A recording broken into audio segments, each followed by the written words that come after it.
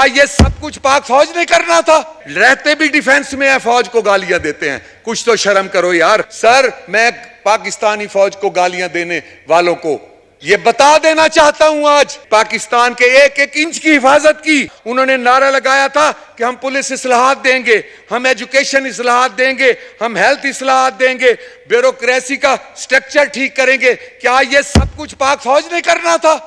हमारे 20 लोगों का फैसला आज मुल्क कौम पे ने साबित किया इस वक्त ने कि वो हमने उस वक्त भांप लिया था कि ये इदारों के दुश्मन हैं, ये पाकिस्तान के दुश्मन हैं। हमें समझ आ गई थी, हमने इसलिए छोड़ा। अदम एतमाद कामयाब ना करवा तो अगले 11 साल ये जाने वाले नहीं थे। और इनकी ये डील थी कि पाक फौज को दीवार से लगाकर हम एटम बम भी उनके हवाले करेंगे। हमें गालियां दी गई, बारे में बातें की गई, हमारे घरों पे हमले किए गए। सर, हमने अल्लाह को हाजिर नाजिर जान के कहता हूं, 1 रुपया भी अगर लिया हो, 40 करोड़ की जमीन मैंने 1122 को अतिया की है। सर, ये मुझे क्या 20 करोड़ देंगे? ये मुझे क्या 20 करोड़ देंगे? आज मैं वहां पे 1122 सेंटर बन रहा है मुल्तान के सिविल सेक्रेटेरिएट के सामने, मैं मौके पे दिखाता हूं। अगर ये झूठ हो तो मैं सियासत छोड़ दूंगा। हमने सर इनको सिर्फ इसलिए हटाया है कि ये इस मुल्क को तबाह करने के एजेंडे पे आए थे। मैं पाकिस्तान की उन नादान खवातीन को यह मैसेज देना चाहता हूं जो सिर्फ एक खिलाड़ी को देखकर समझती हैं कि सारा मुल्क का फाइनेंस और निजाम एक खिलाड़ी संभाल सकता है। नहीं सर, मिस्टर स्पीकर, खिलाड़ी ये नहीं संभाल सकता।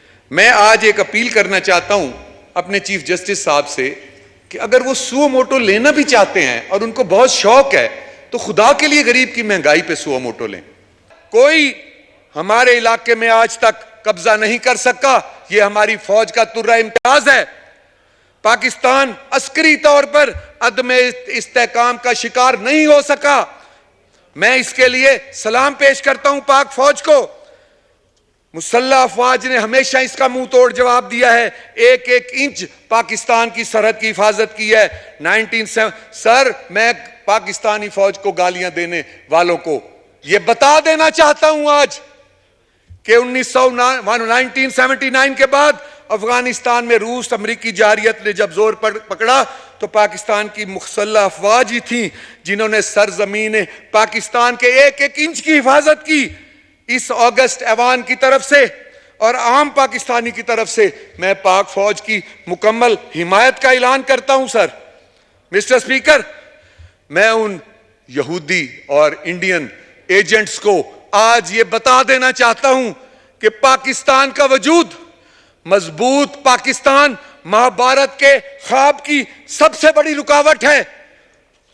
हमारी मुसल्लह अफवाज 40 साल के अरसे से सर सियाचिन ग्लेशियर पर, जो इस दुनिया का सबसे बुलंद मकाम है सर, -40 से -50 तक डिग्री तक वहां पे सर्दी पड़ती है। और जब कैंप में से फौजी बाहर निकलता है और उसका अगर बाजू शल हो जाए, टांग शल हो जाए, बाजू या टांग काटनी पड़ती है। सर, हमारा हर फौजी वहां जाता है जिसके ऊपर हमारी नस्ल को आज छोड़ दिया गया है कि इनके लिए बुरे अल्फाज चुने। सर, दुनिया में भर में तमाम फौजें अपने रिटायर्ड शोधा अहले खाना की फलाह बहबूद के लिए कारोबार करते हैं। यह कोई अनोखी बात नहीं है। आज डिफेंस जो सबसे सिक्योर हाउसिंग सोसाइटी है, रहते भी डिफेंस में है, फौज को गालियां देते हैं। कुछ तो शर्म करो यार। मैं इसका मतलब यह नहीं कि सिविल इदारों की नाकामी का बोझ भी फौज पर डाल दिया जाए। ख्वाब है जो पूरा हो गया टाइम मिलने का। सर, मैं आज एक अपील करना चाहता हूं अपने चीफ जस्टिस साहब से कि अगर वो सुओ मोटो लेना भी चाहते हैं और उनको बहुत शौक है तो खुदा के लिए गरीब की महंगाई पे सुओ मोटो लें। मैं उन्हें यह कहना चाहता हूं कि कोई बेंच कॉन्स्टिट्यूशन करना चाहते हैं अपनी मर्जी का तो ही should constitute a bench according to his will और उनकी मंशा के मुताबिक, बट वो कॉन्स्टिट्यूट करें महंगाई खत्म करने के लिए। और तीसरा, अगर वो पंचायत कराना चाहते हैं, पीटीएम की और इमरान खान साहब की चार्टर ऑफ इकोनॉमी के लिए पंचायत कराएं कि 10 साल के लिए चार्टर ऑफ इकोनॉमी बनाई जाए, जो कि जिस तरह स्टैब्लिशमेंट के कवानीन हैं इस तरह के कोई उस कानून को छेड़े ना, और गरीब की बेसिक कमोडिटीज का रेट 2018 वाला कर दें, आटा दाल घी चीनी का, इसके ऊपर एक्शन लें तो ही will be our hero sir. और दूसरी बात जो मैं करना चाहता हूं सर कि इलेक्शंस, जी जरूर चाहिए इलेक्शंस, हम सबको चाहिए elections, we need elections, but we need free and fair elections. जब इलेक्शन कमीशन का फ्री एंड फेयर इलेक्शन, तो उसको छोड़ें, इलेक्शन को फिलहाल गुर्बत पे सोचें और महंगाई पे। दूसरी जो अहम तरीन इशू इस वक्त है सर, जिसको हमें टच करने की जरूरत है, और मैं ये समझ रहा हूं कि जो पिछली तकरीरें हुई हैं उसमें सेर हासिल इसके ऊपर बात नहीं हो सकी, और मैं उसके लिए आपसे स्पेशल टाइम रिक्वेस्ट करूंगा कि मुझे दीजिएगा इस इशू पे। वो है सर सिक्योरिटी इदारों पे नापाक हमले। सर ये हमले सिक्योरिटी इदारों पे नहीं हो रहे, ये हमले पाकिस्तान की बका पे हो रहे हैं। ये हमले वो फोर्सेस कर रही हैं जिन्होंने सर कॉन्स्पिरेसी कर रखी है कि जिस तरह ईरान, इराक, सोमालिया को प्रेशराइज करके इन्होंने फौज को दीवार से लगा के और वहां उन लोगों को इन्होंने भूख के हवाले कर दिया है, यहां भी फौज को प्रेशराइज करके हमारे एटॉमिक असासों के पीछे जो लोग हैं वो अपनी साजिश पूरा करने चाह रहे हैं, और उनके आलेकार भी हम बने हुए हैं। सबसे बड़े दुख की बात यह है।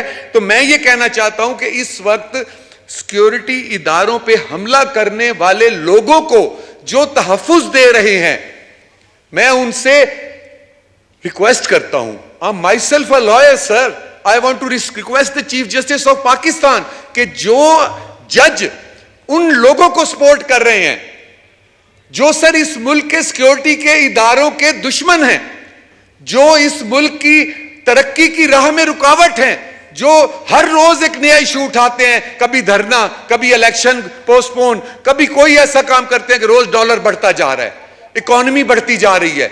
उन लोगों की सपोर्ट करना खुदा के लिए छोड़ दें। उन लोगों की सपोर्ट यहूदियों की सपोर्ट है, उन लोगों की सपोर्ट इंडियंस की सपोर्ट है, खुदा के लिए वो छोड़ दें। मैं खसूसी तौर पे रिक्वेस्ट करता हूं। और आखिरी जो मेरी बात है कि सिक्योरिटी इदारों पे हमला करने वाले जो हमारी नई नस्ल अब पैदा हो गई है sir, we need to educate that new generation. इस वक्त हमें जरूरत है कि उस नई करें, उस नई नस्ल को मैं 2 मैसेजेस देना चाहता हूं sir. My first message is कि abusing armed forces is like spitting on your own face. मैं ये मैसेज देना चाहता हूं नई नस्ल को कि अगर आप आर्म्ड फोर्सेस को अब्यूज करते हैं तो आप अपने ऊपर थूक रहे हैं। Message for some misguided Pakistanis, don't act like Indians. I want to give them a message, don't act like Indians, just respect Pak armed forces, don't cross the red line please। Sir civil इदारों की कारकर्दगी पर आज जो लोग इतराज कर रहे हैं, उन्होंने अपने दौर में सिविल इदारों की बेहतरी के लिए क्या किया? उन्होंने नारा लगाया था कि हम पुलिस इस्लाहात देंगे, हम एजुकेशन इस्लाहात देंगे, हम हेल्थ इस्लाहात देंगे, ब्यूरोक्रेसी का स्ट्रक्चर ठीक करेंगे। क्या ये सब कुछ पाक फौज ने करना था? क्या ये पाक फौज की जिम्मेदारी थी ये सारी इस्लाहात देना? जो आप नारे लगा के आए थे, काम आपसे ना हो सका, आज इल्जाम पाक फौज पे दे रहे हैं। सर मैं बैरूनी झंडे वालों के ऊपर आज जो बैरूनी झंडे पे काम करते हैं, मैं उनको शरेआम ये मैसेज देना चाहता हूं कि पाकिस्तान के दिफाई मकासद के लिए दरकार हर किस्म का असला, जंगी जहाज, तोप, टैंक, गाड़ियां, न्यूक्लियर वेपन, मिसाइल खुद बनाकर हमारी पाक फौज ने अपना लोहा मनवाया है। जो पाकिस्तानी अवाम को अपने मुसल्लह अफवाज से तवक्को थी सर, और वही उन्होंने करके दिखाया। मैं पाकिस्तान की उन नादान खवातीन को यह मैसेज देना चाहता हूं जो सिर्फ एक खिलाड़ी को देखकर समझती हैं कि सारा मुल्क का फाइनेंस और निजाम एक खिलाड़ी संभाल सकता है। नहीं सर, मिस्टर स्पीकर, खिलाड़ी ये नहीं संभाल सकता। खिलाड़ी ने 4 साल में 4 फाइनेंस मिनिस्टर तब्दील किए। खिलाड़ी को नहीं पता इस मुल्क का फाइनेंस कैसे संभालना है। सर मेरा सवाल यह है कि मैं फिर पाक आर्म्ड फोर्सेस की तरफ आता हूं। जब भी सिविल ब्यूरोक्रेसी को पाकिस्तान है, हर नाजुक वक्त में हमें रिलीफ चाहिए होता है, क्या पाक फौज हमें रिलीफ नहीं देती? जब हम फेल हो जाते हैं, क्या पाक फौज अपनी जानों पे खेल के रिलीफ नहीं देती? वो कहते हैं सैलाब हो या जलजला जाने बचाते हैं, मुश्किल घड़ी में अपने वतन के काम आते हैं। इस दफा भी सैलाब में जो हेलीकॉप्टर गिरा, अपने उन्होंने जनरल शहीद कराए हैं। इससे बढ़ के क्या कुर्बानी दें ये?